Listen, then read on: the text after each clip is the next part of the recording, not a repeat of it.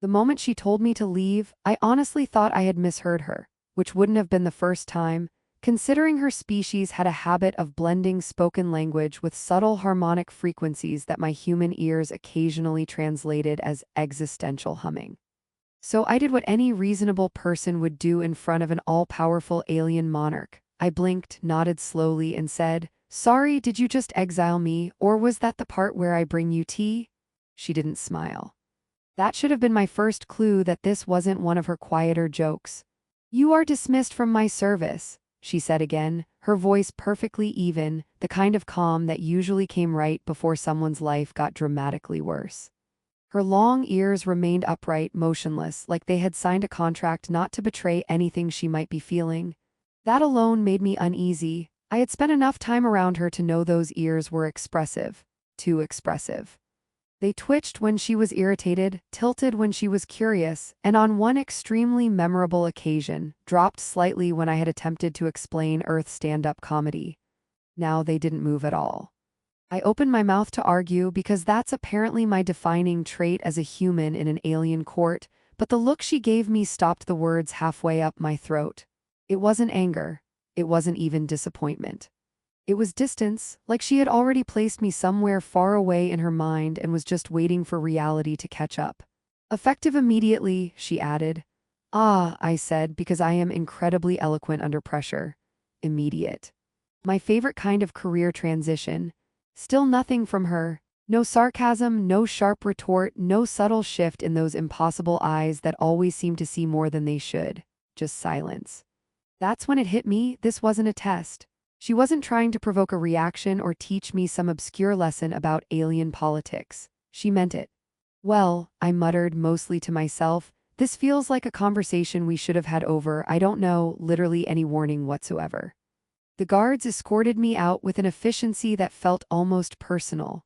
One of them, a towering figure with bioluminescent markings running along his arms, gave me a look that I could only interpret as mild amusement. I resisted the urge to ask if he had been waiting for this moment, like he had a bet going with someone. Outside the palace, the air felt different. Not physically, still the same faint metallic scent, the same soft glow from the organic structures that made up the city, but socially. I was no longer the human advisor. I was just a human, which, judging by the way a few passing citizens glanced at me and then immediately lost interest, ranked somewhere between mild curiosity and background noise. I adjusted the small bag they had allowed me to keep, which contained exactly 3 things: a change of clothes, a translation device, and a snack I was pretty sure had once been alive in a very enthusiastic way. I stared at it for a moment, sighed, and put it back. "Great," I said to no one in particular. Exiled and still dealing with questionable cuisine, truly living the dream. I started walking without a clear destination, which felt appropriate given the circumstances.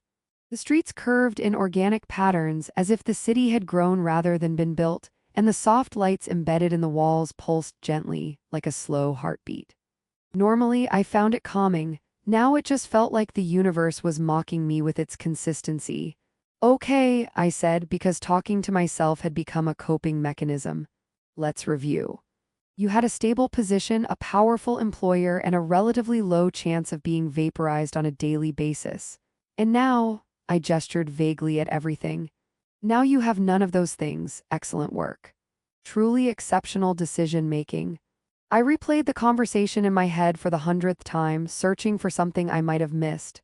A hidden meaning, a subtle cue, anything that could explain why she had done this. But there was nothing. Just that same calm voice, that same unreadable expression. "She doesn't do things without a reason," I muttered. "That's like her whole thing, calculated, precise, mildly terrifying." I paused, frowning. So either I did something incredibly wrong, or this isn't about me. The second option didn't make me feel better. A group of locals passed by, their conversation flowing in soft, melodic tones. I caught a few words: politics, security, something about increased patrols, but nothing concrete. Still, it was enough to add a new layer to the unease already settling in my chest. "Of course," I said under my breath. "Of course there's something going on. There's always something going on. Why would today be any different?" I found a quiet spot near one of the outer terraces where the city opened up to a view of the distant landscape, rolling formations that shimmered faintly under the twin moons. I leaned against the railing, exhaling slowly. This is fine, I told myself. People get fired all the time. It's normal, happens every day, sometimes by alien queens with impeccable posture and emotional suppression skills. I glanced down at my wrist device, half expecting it to light up with a message saying, "Just kidding, come back." It didn't. "Any time now," I added, tapping it lightly. "Feel free to dramatically reverse the decision. I'm very available." Nothing. I let out a quiet laugh because if I didn't laugh, I might start seriously considering the possibility that I had just lost the one place I actually belonged in this very strange corner of the universe. "She sent me away," I said, the words feeling heavier out loud. And for the first time since leaving the palace, the humor didn't quite land. I had just reached the point where I was seriously considering introducing myself to strangers as formerly important when my wrist device vibrated in a way that felt intentional. Not the usual soft ping of public networks or the mildly judgmental buzz of system updates, but something sharper, precise, like it knew exactly how much of my attention it deserved. I looked down at it slowly. "No," I said immediately. "No, we are not doing this. I am not jumping at mysterious signals like some kind of emotionally compromised lab animal." It vibrated again. "Okay, but if this is a trap," I added, tapping the interface open, "I would like it noted that I am walking into it with full awareness and mild resentment." The display flickered once, then resolved into a single line of encrypted text. Not just encrypted, her encrypted. I recognized the signature immediately. It was unnecessarily complex, borderline aggressive, like the message itself was daring anyone else to even try reading it. I stared at it for a moment. "Of course," I muttered. "Of course it's you, because why would my life take even a brief break from being confusing?" I decrypted it, my fingers moving on instinct. Years of working with her had made the process almost second nature, though I was fairly certain she changed the system every few weeks just to keep me from getting comfortable. The message appeared. "Come alone." Now I blinked. "That's it." I said out loud, "No hello, no sorry I emotionally launched you out of the palace earlier. Just come alone like this is some kind of dramatic thriller." I looked around instinctively, half expecting someone to be watching me. The terrace was mostly empty, just a few distant figures minding their own business and not, as far as I could tell, orchestrating elaborate conspiracies. "Right," I said. "This is definitely how people get kidnapped. Or recruited into something worse than their current situation, which honestly feels statistically unlikely but not impossible." I checked the signal origin. It wasn't coming from the main palace systems, it was deeper. Hidden layers of infrastructure I hadn't even known existed. That alone was enough to make my stomach tighten. "You've been hiding secret corridors from me," I said, shaking my head. I am deeply offended, also intrigued. Mostly offended. I hesitated for exactly 3 seconds before starting to move. "Just to be clear," I continued as I walked, "this does not mean I forgive you. This means I have poor decision-making skills and unresolved loyalty issues." The route the signal guided me through was unusual. Side paths, maintenance corridors, sections of the city that felt deliberately overlooked. At one point, I was fairly certain I passed through a wall that wasn't supposed to open, which I decided not to question because I had reached my daily limit for existential confusion. "This is fine," I whispered. "Secret passages are normal, everyone has those, totally standard architectural choice." The deeper I went, the quieter it became. The usual ambient hum of the city faded, replaced by something more controlled, more isolated. It felt like stepping outside the flow of everything into a space that existed just slightly out of sync. "Okay," I said softly, "this is where it gets concerning. When things stop making background noise, that's usually a bad sign. Or the start of a very dramatic reveal." I reached a narrow corridor that ended in a sealed doorway. The signal pulsed once, then went still. "This is it," I murmured. "The part where I either get answers or dramatically regret all of my life choices." The door slid open before I could overthink it any further. She was there. For a second I didn't move, didn't speak, just processed. Something was wrong, not in an obvious, catastrophic way. She was standing, composed, her posture still carrying that effortless authority that made entire rooms adjust themselves around her presence. But there were fractures in it, small ones, the kind you only noticed if you knew what to look for. Her armor was damaged, not severely but enough to break the illusion of invulnerability. Faint irregularities flickered across her bioluminescent markings, like a system struggling to maintain stability. And her ears, they weren't still. They dipped slightly just for a moment before correcting themselves. That was enough. I exhaled slowly. Okay, I said, my voice quieter now, so this is officially not a casual meeting. She looked at me, and for the first time since I had known her, there was a pause before she spoke. You came. I blinked. You sent a highly encrypted message that basically screamed urgent and possibly dangerous. Of course I came. I have a very consistent track record of making questionable decisions. A faint shift in her expression, so subtle it might have been nothing, but I knew better. You were instructed to leave, she said. Ah, yes, I replied. That. The sudden dismissal, very memorable, really set the tone for my evening. Silence stretched between us for a moment. I crossed my arms. You want to explain what's going on, or should I keep guessing? Because my current theories range from political conspiracy to you're secretly testing my loyalty in the most inconvenient way possible. Another pause, then finally she said, you were in danger. I stared at her. I'm sorry, I said after a beat. Did you just summarize what feels like a very complex situation into 4 words? It is sufficient. It is not sufficient, I shot back. That's not an explanation, that's a teaser. Her ears shifted again, a fraction lower this time, and something in my irritation faltered. There is an internal threat, she continued, her voice still controlled but lacking its usual edge. Those close to me are targets.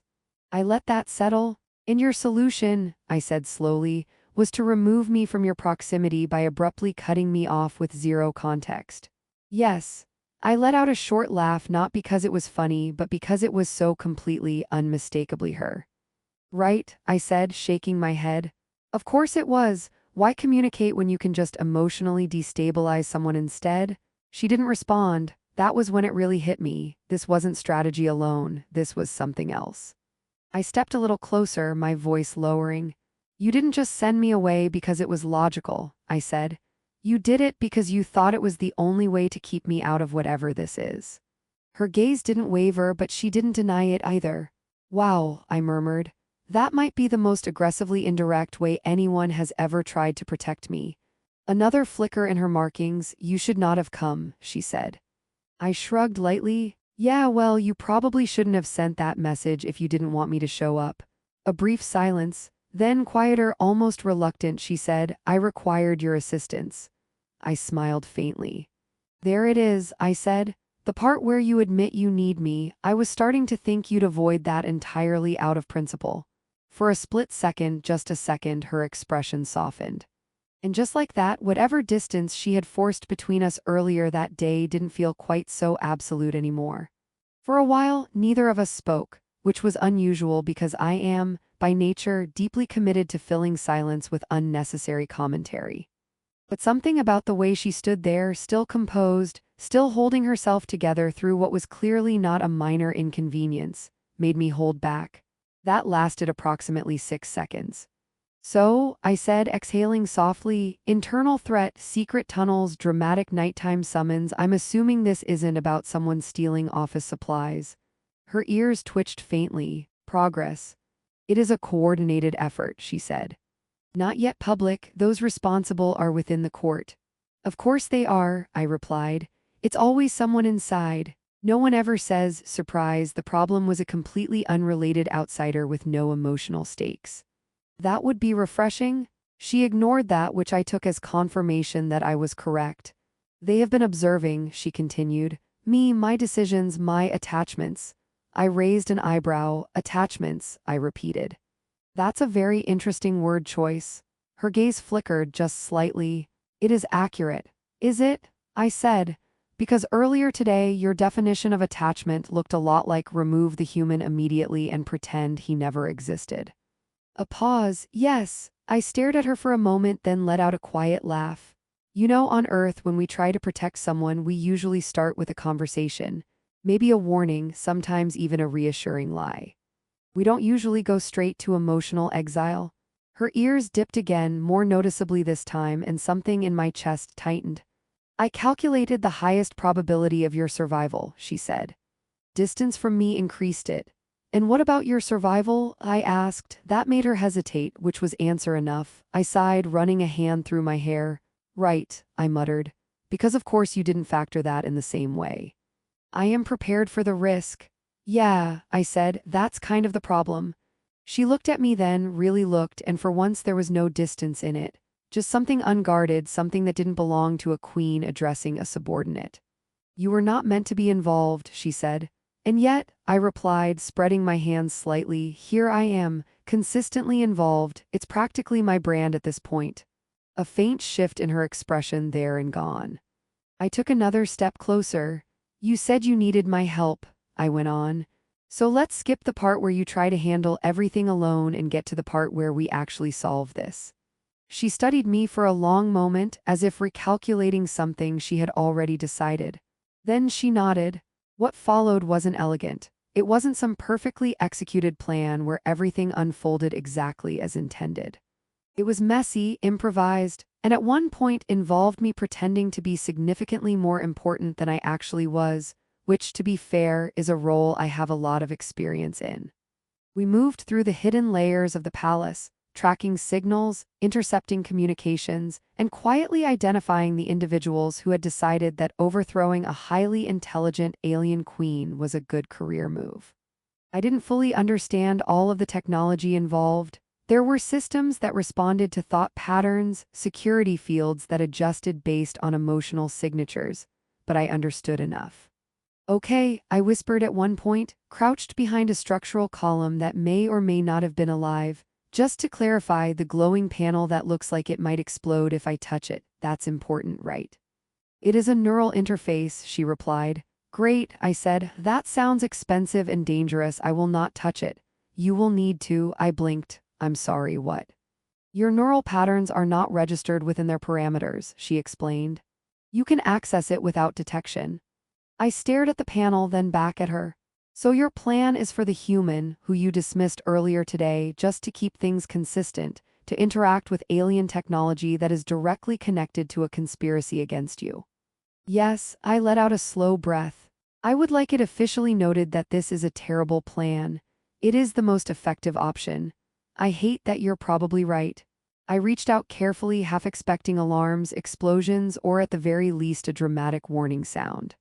Instead, the interface responded instantly, lighting up in a way that felt almost curious. Oh, I murmured. It likes me, that's new. Focus, she said. Right, focusing, not bonding with suspicious alien technology. Together, we unraveled enough of the network to expose the core of the threat. Not a single mastermind, but a group, calculated, patient, and very confident in their ability to remain unseen. They weren't expecting us. Which for once worked in our favor. By the time it was over, the palace had begun to stabilize again. Quietly, efficiently, as if nothing had happened at all. The kind of resolution that didn't make headlines but shifted everything underneath. We stood in the same hidden corridor where I had first found her, the tension finally easing into something quieter. It is done, she said. Yeah, I replied. And no one had to dramatically exile anyone this time. I'd call that progress. A small pause. You were effective, she added. I smiled faintly. Careful, I said. Keep saying things like that and I might start expecting appreciation as a regular thing. Her ears lifted slightly and for the first time there was no effort to hide it. You may return, she said. I tilted my head. Return, I repeated. That sounds suspiciously like a job offer. It is a reinstatement. Ah, I said. Very formal, very official. Very much pretending that the emotional chaos of the last several hours didn't happen. She didn't respond immediately, then more quietly, it was necessary. I looked at her for a moment, then shook my head with a soft laugh. You really need to work on your communication strategies, I said. I'm just saying, I will consider it. That's the most I'm going to get, isn't it? Yes. I nodded. Fair enough. Another silence settled between us, but this one felt different, not empty. Not distant. Just so we're clear, I added, Next time you think the best way to protect me is to send me away without explanation, don't. She met my gaze, steady and unguarded.